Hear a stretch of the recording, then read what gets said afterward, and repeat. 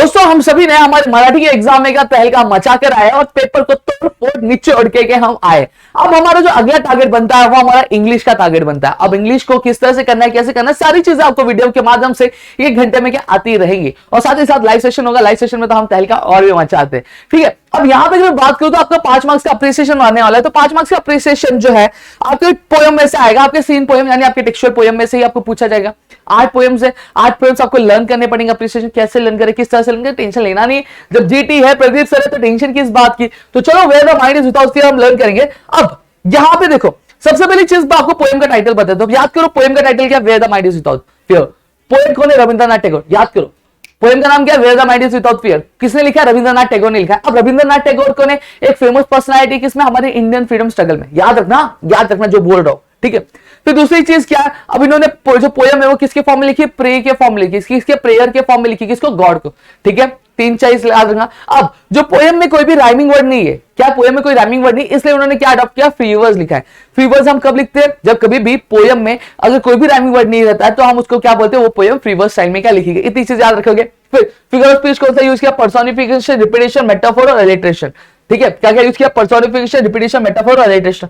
Personification का example है, मैं आपको आगे बताने वाला हूं, वो याद करके रख लेना। ठीक है, थीम और central idea, prayer to God, ask him to awaken his country into the heaven of freedom. तो देखो सबसे पहली चीज क्या रखो, the poem where the mind is without fear. लिखा किसने, रविंद्रनाथ टैगोर। रविंद्रनाथ टैगोर कौन है, एक फ्रीडम फाइटर थे, हम जिन्होंने इंडिपेंडेंस में बहुत बड़ा योगदान दिया था। अब पोएट ने क्या किया, ये जो पोयम है ये क्या प्रेयर के फॉर्म में लिखी, किसको, गॉड को लिखी है। ठीक है, अब पोयम में राइमिंग वर्ड है क्या, नहीं है, तो पोयम कौन से स्टाइल में लिखी, आपके फ्री वर्ड स्टाइल में लिखी गई।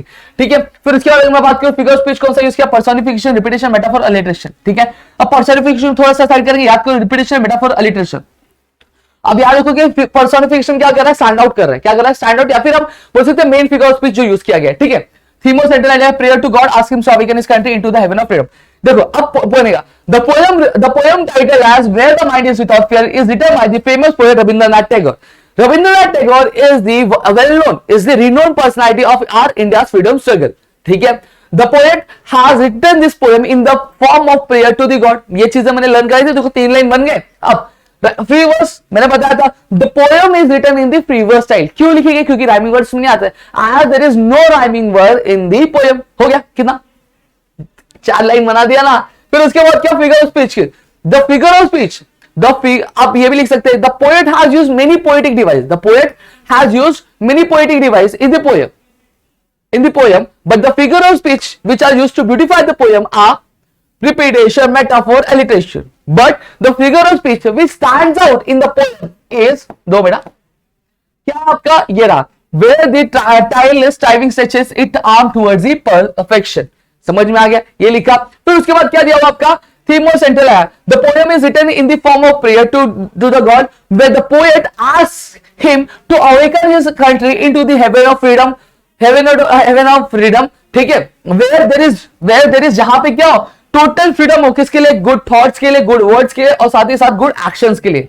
जहां पे वो क्या करते हैं, अपनी कंट्री को विश कर रहे कि वो जो लोग हैं वो क्या रहे, डर से क्या दूर रहे। समझ में आ गया। तो इस तरह से आपका क्या होगा, जो अप्रिसिएशन है तैयार होगा। आई होप आपको चीजें समझोगी। तो याद रखो, बस ये पॉइंट्स याद रखो, चीजें याद रखो, आपका जो अप्रिसिएशन आपको लर्न हो जाएगा। ठीक है, मेरे साथ ही लर्न हो जाएगा। तो आई होप आपको चीज समझे तो प्लीज वीडियो को लाइक करिएगा। चैनल सब्सक्राइब नहीं किया हो तो चैनल को सब्सक्राइब करो, अपने दोस्तों के साथ शेयर करो, और साथ ही साथ हम इंस्टाग्राम पे क्या फॉलो कर सकते हो, इंस्टाग्राम के हैंडल की जो लिंक डिस्क्रिप्शन में है, कुछ भी डाउट होगा तो वहां से हम क्या क्लियर आउट कर सकते हैं। और साथ ही साथ अगर चीजें अच्छी लगी है तो डीएम भी कर देना, कुछ डाउट है तो डीएम कर सकते हो, और अच्छा स्क्रीनशॉट लेके क्या स्टोरी पे पोस्ट करके हमें मेंशन जरूर करना दोस्तों।